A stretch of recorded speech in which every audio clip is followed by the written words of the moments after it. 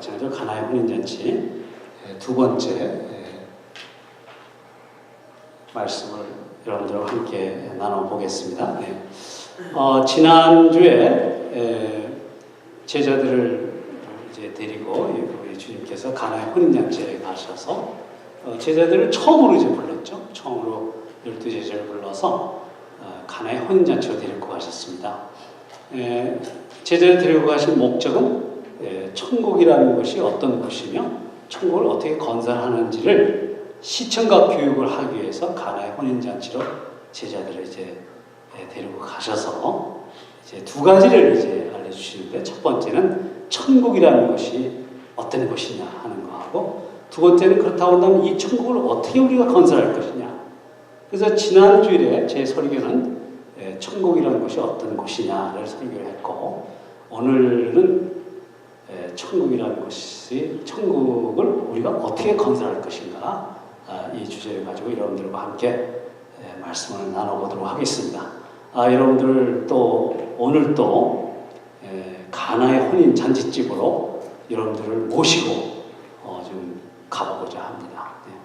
그래서 지난번에 이제 천국이란 우리가 사랑과 희락과 화평이 넘치는 곳으로서 잔치집과 같다. 천국은 잔치집과 같다. 잔치집에 있는 이제 그 신랑과 신부는 마치 천국 하나님과 천국 백성과의 관계는 잔치집에 있는 신랑 신부와 같다는 것입니다. 그래서 오늘 그렇다고 한다면 이 천국을 어떻게 건설할 것인가에 관해서 한번 말씀을 나눠보도록 하겠는데요. 우선 여러분들이 보시게 되면 혼인 잔치집에 이제 초청을 받아서 갔는데 그곳에 큰 이제 문제가 생겼습니다. 그래서 정말 사랑과 희락과 화평이 넘치는 그런 천국과 같은 그런 잔치집에 이제 먹구름이 막 이게 끼게 된 것이죠. 그래서 문제가 어떤 문제였냐면, 이 포도주가 2장 3절에 보게 되면 이제 포도주가 이제 떨어지게 된 것입니다.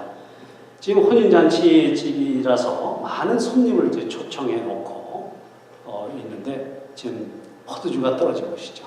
그 당시 근동 사회에서 이 포도주는 음식으로 취급을 했어요.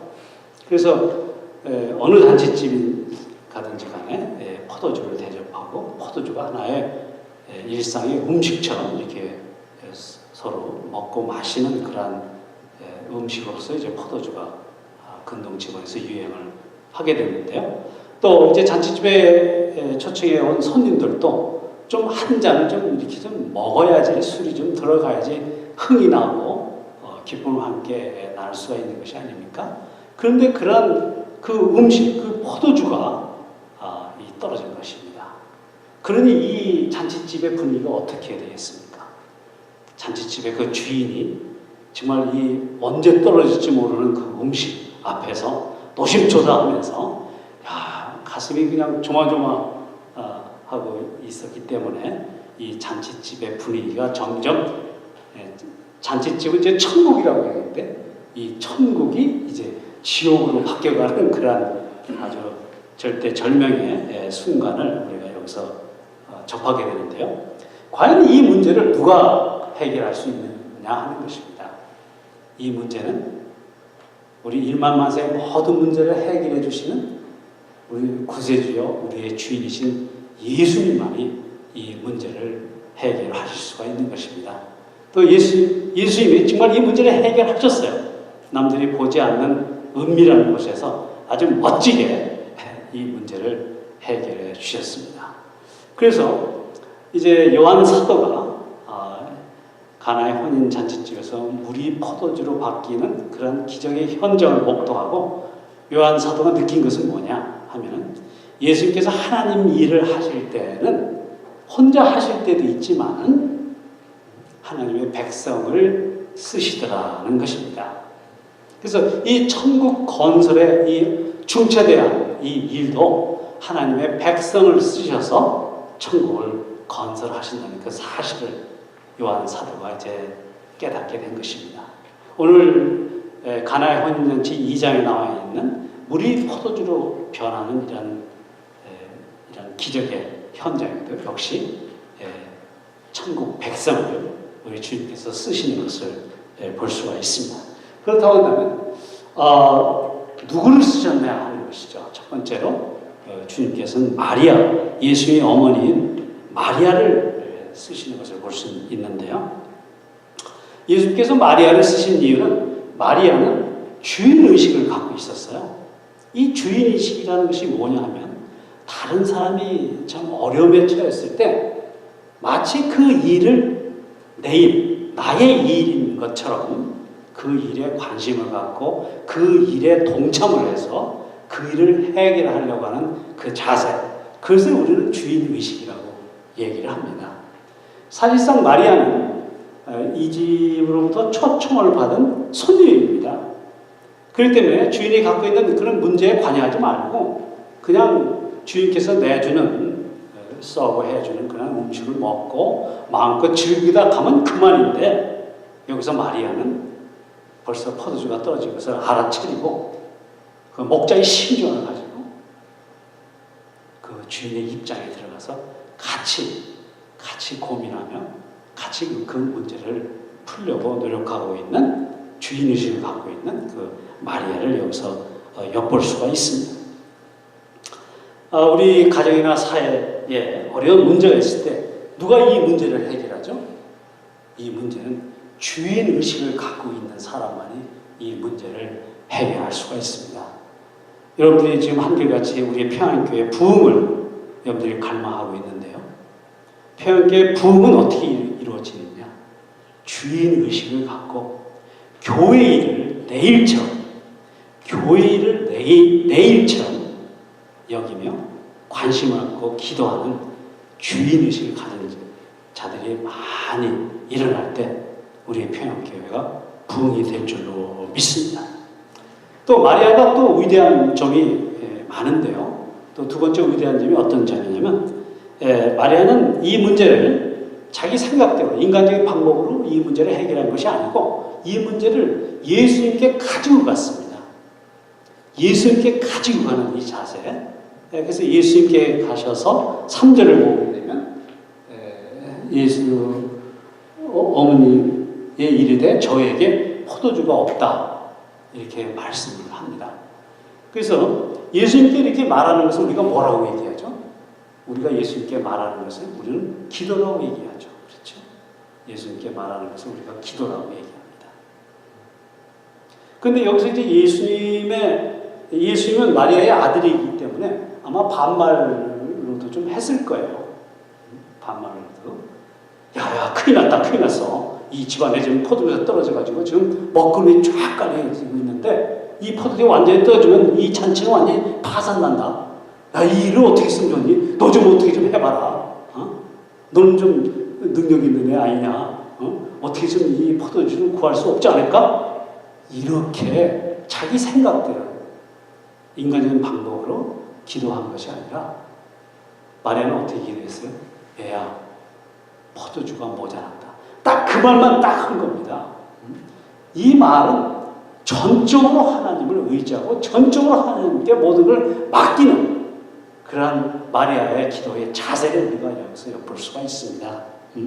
마리아는 자기 아들인 예수에게 교통정리, 뭘 이렇게 해달라, 뭘 이렇게 하라, 또 독촉을 하고 그러지 않았다는 것이죠. 단지 문제만, 그 사실 그 자체만을 얘기를 하는 마리아의 기도를 엿볼 수가 있습니다. 이것은 마리아가 예수님을 전폭적으로 순전히 의지하는 그런 기도를 볼 수가 있는데요. 예수님도 자기 어머니가 그런 말을 했을 때 어머니께서는 이렇게 긴박한 순간에도 어머님은 나를 믿는구나. 아마 그런 믿음을, 그런 생각을 예수님이 아마 하셨던 것 같아요. 정말 이렇게 예수님께 전폭적으로 의지하는 이 믿음의 기도는 이런 기도야말로 주님의 마음을 움직이는, 주님의 마음을 움직이는 그런 기도라고 우리가 기도임을 알 수가 있습니다.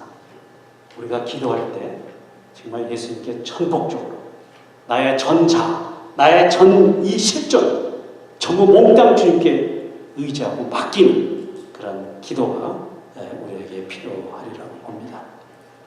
근데 예수님께서는 이 문제에 관여하기를 원치 않으셨어요.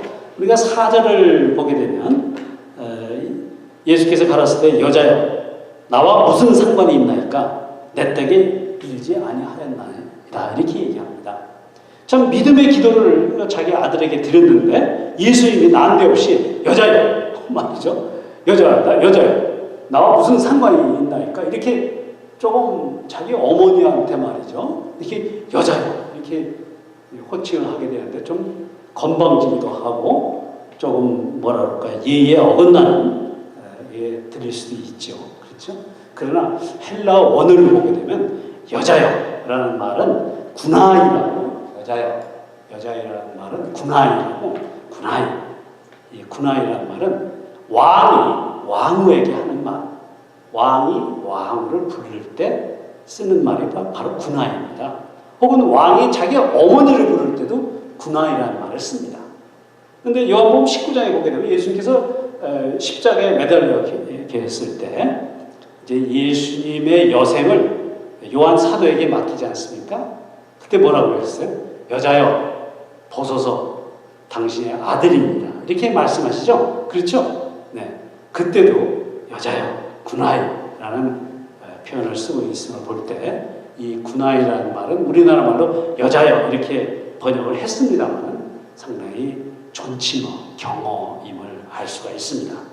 또 나와 무슨 상관이 있습니까? 이 말도 상관이 없다는 그런 말이 아니고 이 말의 원어를 보게 되면 덤비지 말고 잠깐 기다리라는 유대 사람들이 사용하고 있는 뭐라 그럴까요? idiomatic expression 무슨 뭐죠 그게? 관용적인 표현입니다. 예. 나와 무슨 상관이 있습니까? 이랬을 때도 수루야의 아들도 그런 표현을 썼었죠. 예. 나와 무슨 상관이 있느냐? 그것은 덤비지 말고 잠깐 기다리십시오. 바로 그런 뜻입니다. 그래서 오늘 이제 여자여 나와 무슨 상관이 있나이까 이 말을 오늘날의 버전으로 다시 얘기한다면 어머니 제발 서두르지 마시고 조금만 기다리세요.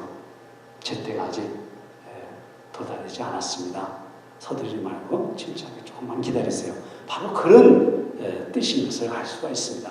하여튼 어떻든 간에 예수님께 이제 포도주가 모자란다 이랬을 때 예수님의 대답은 조금 어머니 좀 기다리시라는 거죠. 그래서 일단은 좀 마리아의 기도에 이제 예수님이 응답을 하지 않는 것처럼 보입니다만은 여기서 이 마리아는 굴하지 않고 스톱하지 않고 그 하인들을 이제 준비시키는 마리아를 볼 수가 있습니다.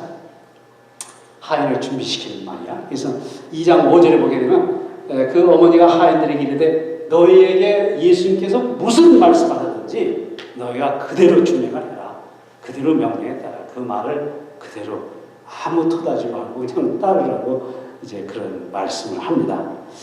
참 하인들에게 순종하는 마음을 이제 준비시키는데 참 이게 무슨 의미가 여기에 들어있냐면 기도 응답을 받기 위한 환경을 준비하는 것입니다. 다시 한번요. 기도 응답을 받기 위한 환경을 준비하는 것이다.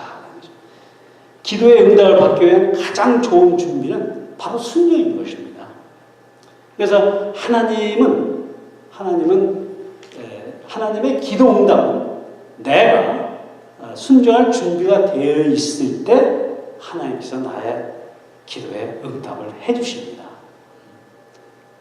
하나님의 우리가 이제 기도를 하지 않습니까? 그럼 우리가 기도 응답을 받기를 원하시죠. 기도 응답과 하나님의 말씀에 순종하려고 하는 이 자세와는 아주 불가분의 관계가 있어요.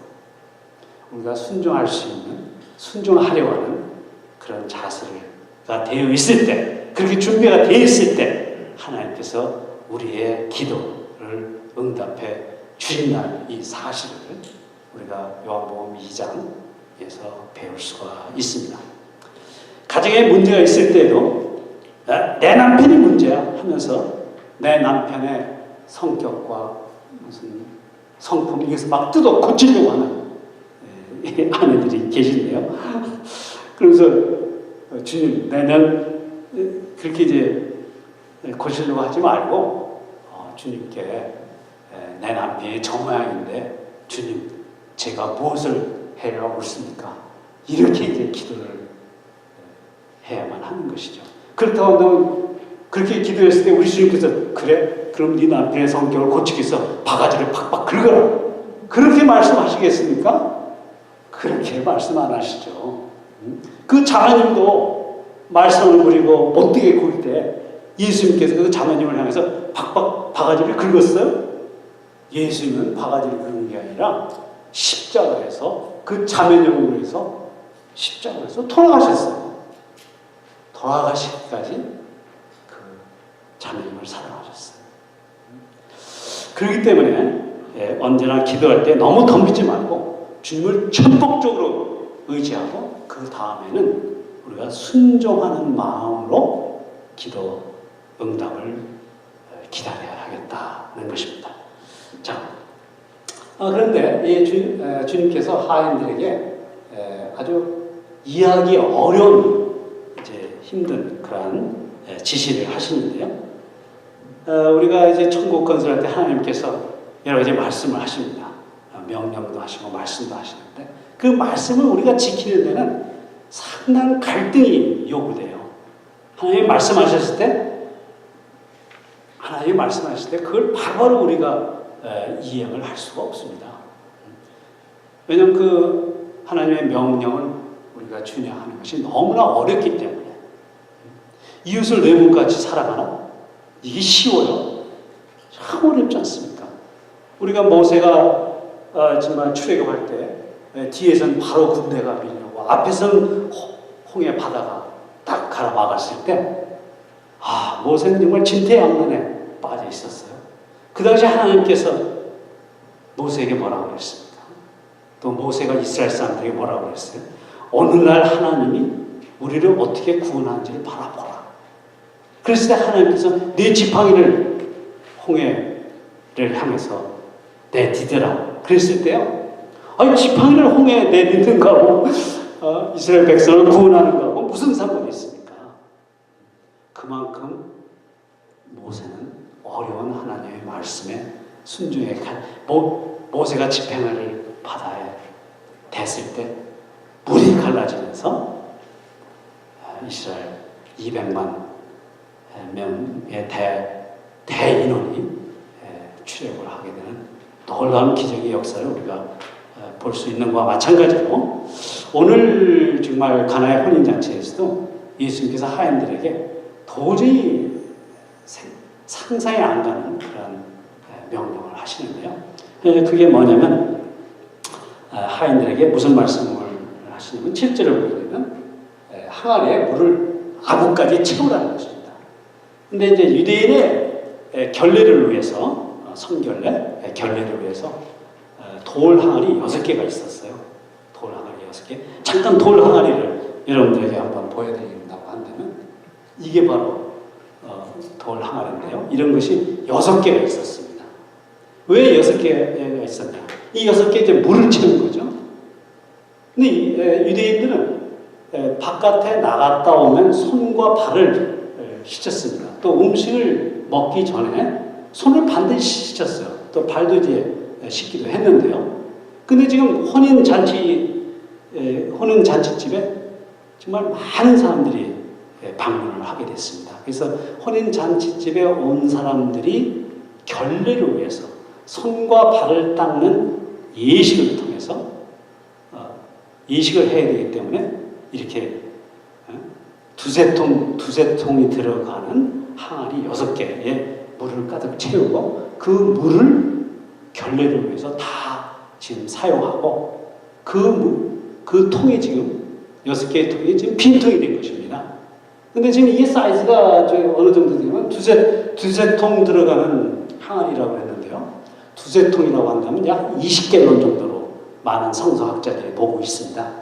20갤런은 1갤런이 3.78리터죠. 한 4리터 잡고 그럼 한 80m, 여기 한 80m 정도가 물이 들어갑니다.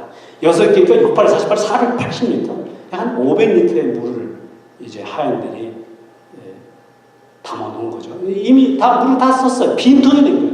근데 우리 주님께서 뭐라고 예수님이 뭐라고 얘기하시냐면 이 빈 항아리에 물을 가득 채우라는 것입니다. 빈 항아리에 물을 가득 채우라. 참 이 물이 필요한 물입니까? 필요하지 않는 물입니까? 지금은 필요한 물이 아니죠. 이미 손님들이 다 손과 발을 씻고 잔치집 안으로 들어갔기 때문에 이제는 저 물이 필요하지가 않아요.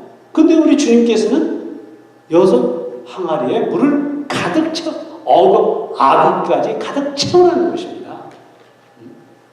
그런데 문제는 이 하인들이 말이죠. 이 잔치집에 가장 바쁜 사람들은 하인들입니다. 하인들이 얼마나 바쁩니까?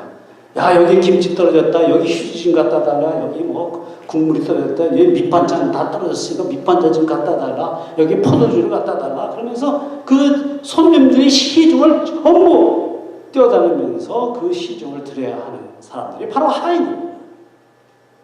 잔치집에서 가장 바쁜 사람들이 하인인데 이 하인이 지금 500리터에 해당하는 물을 퍼서 아구까지 채워야 됩니다. 주님의 명령을 따르려면. 물론 뭐 오늘날 같으면 수도꼭지에 호수를 연결해서 딱 틀면 그냥 뭐 한 10여 분 만에 500리터를 다 채울 수가 있지만 2000년 전에는 어디 수도 시설이 있었어요. 동구밭에 있는 우물에 가가지고 물을 이제 바켓 같은 데 이제 떠가지고 이제 항아리에 부어야 되는 것이죠. 그러니까 이것은 참 이 물이 필요도 없을 뿐만 아니라 이 하인들에게는 정말 너무 바빠서 이 명령을 수행할 수 없는 그 명령을 지금 우리 주님께서 항아리 아구까지 꽉 채우라고 지금 명령을 하고 있는 것입니다. 정말 이건 이해하기가 상당히 어려운, 명령을 따르기가 어려운 그런 말씀이었음에도 불구하고 이 하인들은 주님의 말씀에 순종해서 아구까지 꽉 이제 채우게 됩니다. 참 놀랍죠? 하인들의 그 순종에 어떻게 하인들이 이렇게 순종했는지 정말 놀라지 않을 수가 없습니다. 그런데 이것은 약과예요. 이제 두 번째 이제 가만있어 보자. 이게 이제 두 번째 명령은 더 이제 참 놀라운 명령인데요. 두 번째는 뭐라고 하냐면 이제 아구에 가득 찬 그 물을 떠서 연회장에 갖다 주라는 것입니다. 그래서 잔치집에는 잔치의 모든 음식과 잔치를 총괄하는 매니저라고 하는데 그래서 우리가 연회장이라고 해요. 연회장은 매니저입니다.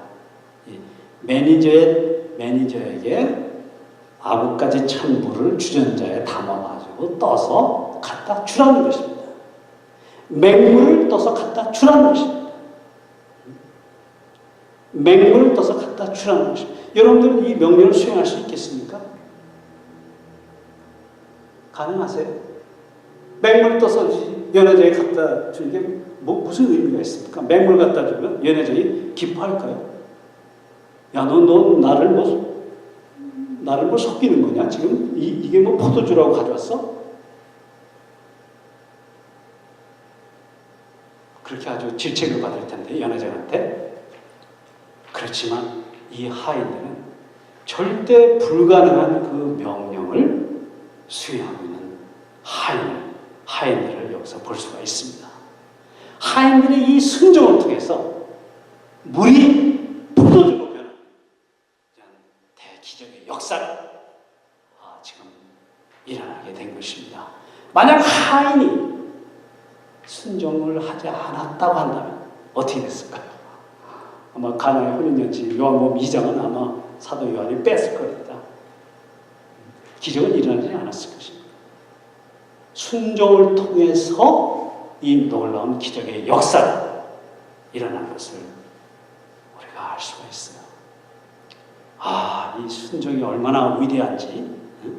우리가 겉으로 보기에는 참 순종이 참 미련해 보여도 정말 순종처럼 위대한 것은 없습니다. 참 인간의 범죄는 우리가 불순종으로부터 시작됐죠. 그래서 우리가 모두 불순종의 자식이었었는데 우리가 거듭남으로 말미암아 이제 순종의 자식으로 바뀌어진 것입니다. 하인들처럼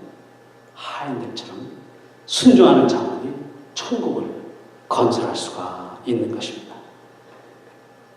자, 그런데 한번 여기까지 한번 저희들이 묵상을 한번 해보면 좋을 것 같아요. 그렇다고 한다면 하인은 어떻게 그런 불가능한 그런 명령에 순종할 수 있었는가 하는 것입니다. 그래서 마리아가 이제 하인들한테 그렇게 했죠. 예수님께서 무슨 명령을 하든지 그대로 행하라. 이런 말씀을 통해 볼 때 마리아와 이 하인들에 관한 이미 신뢰 관계가 구축되어 있음을 우리가 알 수가 있어요. 그렇기 때문에 마리아가 하인들에게 예수님이 무슨 말을 하든지 간에 그대로 행하라고 이렇게 막 지시하듯이 이렇게 말하지 않습니까? 그래서 이 하인들이 마리아로부터 예수님에 관해서 예수님이 누구신지를 듣지 않았을까? 믿음은 들으면서 난다고 그랬죠. 그래서 예수님에 관해서 마리아가 이 얘기를 하인들에게 하고 하인들이 그 얘기를 듣지 않았을까? 또 이 마리아에게는 정말 그 순종의 체험이 있었죠. 그렇죠? 순종의 체험. 여러분들이 너무나 잘 아시다시피 마리아는 처녀 때 천사로부터 처녀였는데 천사가 와가지고 내 몸에 내가 지금 아들을 내 몸에 갖고 있다. 근데 그 아들은 다른 사람이 아니라 하나님의 독생자다. 이렇게 수태고지라고 하죠. 수태고지를 이제 천사로부터 듣게 됩니다. 마리아가. 참 마리아가 그 수태고지 내 몸에 하나님의 독생자가 들어있다. 성령으로 잉태됐다는 그런 말을 들었을 때 정말 어떻게 이런 일이 나에게 일어날 수가 있을까? 이 도저히 불가능한 일이지 않습니까? 이것을 내가 어떻게 믿을 수가 있을까? 마리아의 믿음은 어때요? 그런데 마리아가 그 천사에게 대답하기를 주의 계집종이니 주 뜻대로 하시옵소서. 그러면서 하나님의 말씀에 순종하는 그런 마리아를 우리가 볼 수가 있어요. 이러한 체험적인 신앙을 마리아가 갖고 있었다는 것이죠. 그런데 그 당시 처녀가 결혼도 하지 않았는데 아기를 갖게 되면요, 그것은 돌로 치라고 율법에 나와 있습니다. 마리아가 정말 그 처녀의 몸으로 아기를 가졌다는 것은 정말 이것은 생명을 내건 목숨을 내건 그런 순종이었음을 우리가 알 수가 있습니다. 이런 목숨을 내건 순종을 통해서 마리아는 우리 주 예수 그리스도 하나님의 아들 예수님을 낳게 되는 그런 체험을 하게 된 것입니다. 하나님을 경험하고 하나님을 체험하고 하나님을 경험한다는 것은 참 우리에게 우리 신앙에 어떤 권위를 어떤 때는 주기도 하고 파워를 갖게 됩니다. 힘이 솟아나는 하나님을 경험한다는 것은 우리 신앙생활에 큰 힘이 됩니다. 이건 정말 대단해요. 우리가 정말 일반 사회에서도 우리가 실험할 때 보통 우리가 벤치 스케일 익스페리멘트라고 해서 한 100m 정도 실험을 하는 것을 이제 벤치 스케일이라고 얘기합니다. 근데 이 독일에 가보니까 독일 사람들은 10,000 리더를 바이러스케일이라고 얘기를 해요. 그러니까 저는 이제 100리터 사이즈의 반응기를 가지고 연구 결과를 얘기하는데, 저희 카운터 파트너 교수는 난 10,000리터를 해봤다. 그러니까 제가 막 꼼짝 못하겠어요. 그냥 푹 죽어. 100리터 실험을 통해서 나온 결과가 10,000리터 실험을 해서 나온 결과와는 전혀 틀린 것이죠. 그렇지 않습니까? 이렇게 이 경험이라는 것은 우리에게 힘을 주는 것입니다. 권위를 주는 거예요. 우리가 수요일 날마다 하나님을 경험하는 삶이라는 성경 공부를 하고 있습니다. 이 성경 공부하는 목적이 뭡니까? 전 여러분들의 신앙생활에 더욱더 풍성한 파워를 갖고 권위를 갖고 힘을 갖게 하기 위해서 이 성경 공부를 지금 하고 있습니다. 하나님을 우리가 어떻게 하면 경험할 수 있는가? 이 마리아처럼. 마리아는 이런 실제적인 경험이 있기 때문에 그 하인들한테 예수님께서 뭐라고 얘기하든지 그대로 하라는 그런 말씀을 할 수가 있었던 것입니다. 하인들이 이 마리아의 체험 신앙을 들었고 배웠고 믿었다는 것이죠. 들었고 배웠고 믿었고 어떻게 보면 제자훈련 같아요. 그렇죠. 그렇기 때문에 하인들이 이러한 예수님의 황당무계한 명령에 순종할 수가 있었던 것입니다. 참 우리 신앙생활에서 정말 순종이 얼마나 중요한지, 하나님의 말씀에 순종하는 것, 그게 너무나 중요해요. 난 여러분들이 모두 하나님의 말씀에 순종하며 하나님을 경험해가고 하나님을 알아가고 하나님을 알기 때문에 더 믿을 수가 있고요. 믿음이 생기기 때문에 하나님 크기의 일을 우리가 할 수가 있는 것입니다. 하나님을 경험하지 못하면 한 발짝도 움직일 수가 없어요. 자, 이 순종을 통해서 하인들은 어떤 비밀을 갖게 됐는가 하는 것이죠.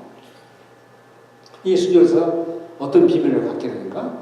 연회장은 물로 된 포도주를 맛보고 어디서 났는지 알지 못하되, 연회장이 이제 그 물로 된 포도주를 예수님이 만든 포도니까 맛이 어떻겠습니까? 정말 아마 특성품의 맛이었을 것입니다.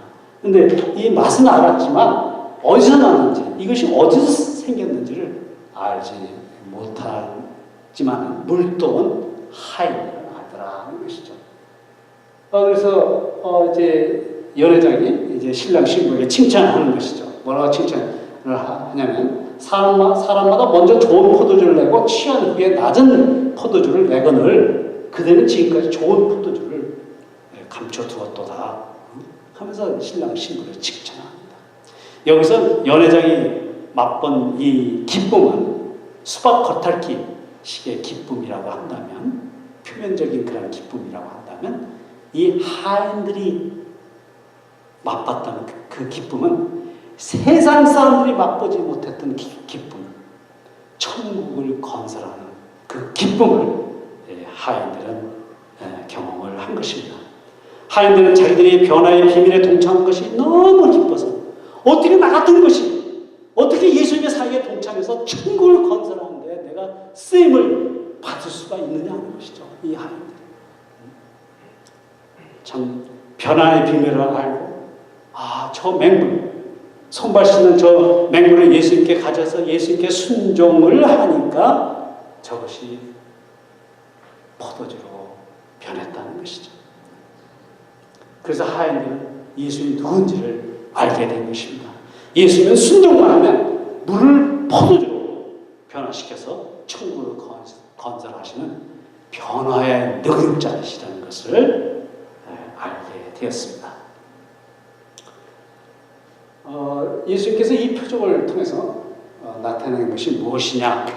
이제 다시 제가 일주 전에 서론으로 가면은 2장 11절이 우리 전체 설교의 요절이라고 했죠. 키버스라고 요절인데, 이 첫 표적을 갈릴리 가나에서 행하여 그의 영광을, 하나님의 영광을 나타내시고 제자들이 비로소 예수를 믿게 됐다는 것이죠. 이 표적이 있기 전에는 제자들이 예수님을 잘 못 믿었던 것 같아요. 근데 이 첫 표적을 경험하고 나서 제자들이 예수를 믿게 되었다는 것입니다. 저는 여기서 이제 그 사도 요한이 참 요한이 무엇을 깨달았을까?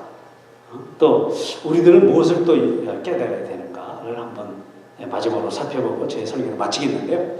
요한이 아마 그런 것을 깨달았을 것 같아요.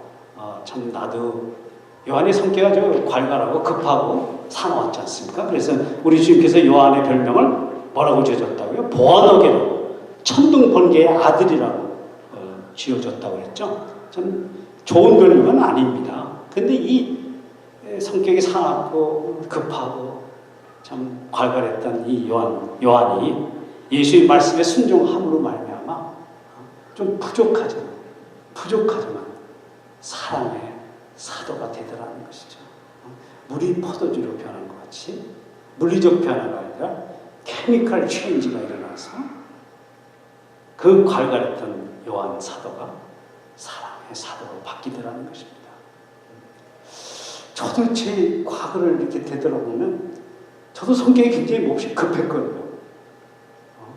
급하고 물불 가리지 않고 그랬는데 정말 맹물 같은 정말 돌 아래에 있는 정말 아마 손 씻는 물과 같은 그런 사람이었는데 나도 주님께 순종하면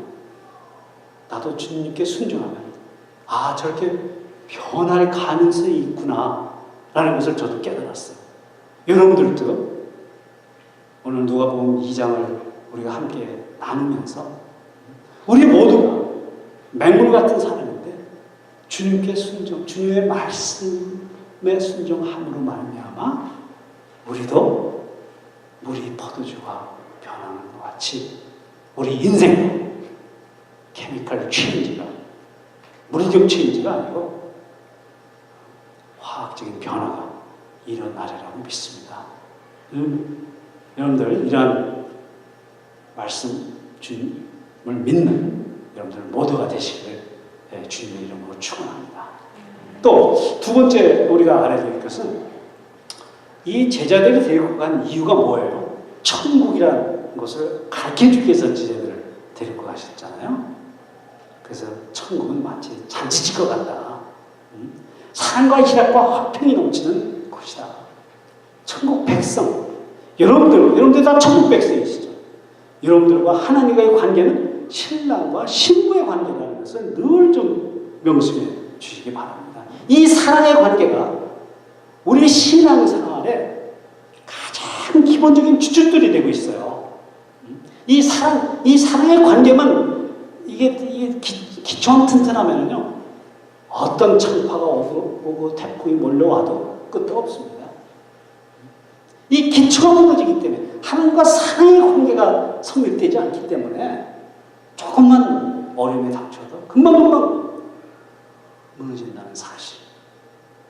나와 하나님의 관계가 과연 신랑과 신부의 관계처럼 그런 관계인지 늘 체크하는 여러분들 모두가 되시기를 주의 이름으로 축원합니다. 마지막으로는 천국 건설 방법이 뭐라고 그랬죠? 시공법. 천국의 시공법은 오늘 말씀을 통해서 봤을 때 마리아의 기도와 하인들의 순종, 기도와 순종을 통해서 천국이 건설된다는 것입니다. 특히 순종. 저는 순종처럼 위대한 것이 없다고 생각합니다. 우리가 순종의 자세가 됐을 때 하나님은 우리의 기도에 응답을 해 주실 것으로 믿습니다.